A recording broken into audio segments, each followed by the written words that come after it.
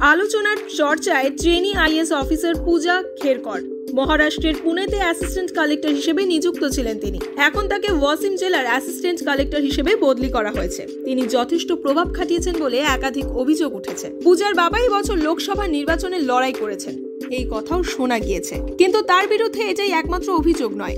দাবি করা হয়েছে তিনি আইএস অফিসার হওয়ার জন্য প্রতিবন্ধী হওয়ার নাটক করেছেন, আংশিকভাবে দৃষ্টিহীন ক্যাটাগরি এবং অন্যান্য অনগ্রসর ক্যাটাগরির আওতায় ভুয়ো সার্টিফিকেট জমা দিয়েছেন। এই ঘটনায় এখন তোলপাড় দেশ।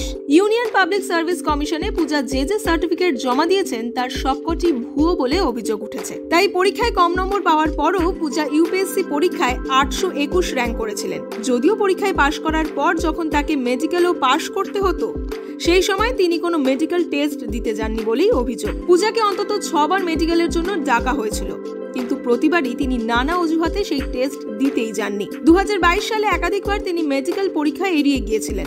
দিল্লির এইমস থেকে তাকে ডাকা হলেও তিনি নিজেকে করোনা পজিটিভ দাবি করে সেই পরীক্ষায় এড়ান। পরবর্তী সময়ে বাইরের একটি সেন্টার থেকে এমআরআই এর রিপোর্ট ইউপিএসসি-তে জমা দিয়েছিলেন তিনি, কিন্তু তা নাকচ করে দেওয়া হয়। কিন্তু অভিযোগ পরিবারের রাজনৈতিক যোগাযোগের সুবিধা নিয়ে সেই রিপোর্ট পাশ করিয়ে নিয়েছিলেন পূজা। এরপর ট্রেনি আইএস অফিসার হিসেবে কাজ শুরু করেন। তবে হালে ক্ষমতার অপব্যবহারের অভিযোগ উঠেছে তার বিরুদ্ধে। নিজের ব্যক্তিগত অডি গাড়ি আছে পূজার, সেই গাড়িতে লাল বাতি লাগানো হয়েছিল।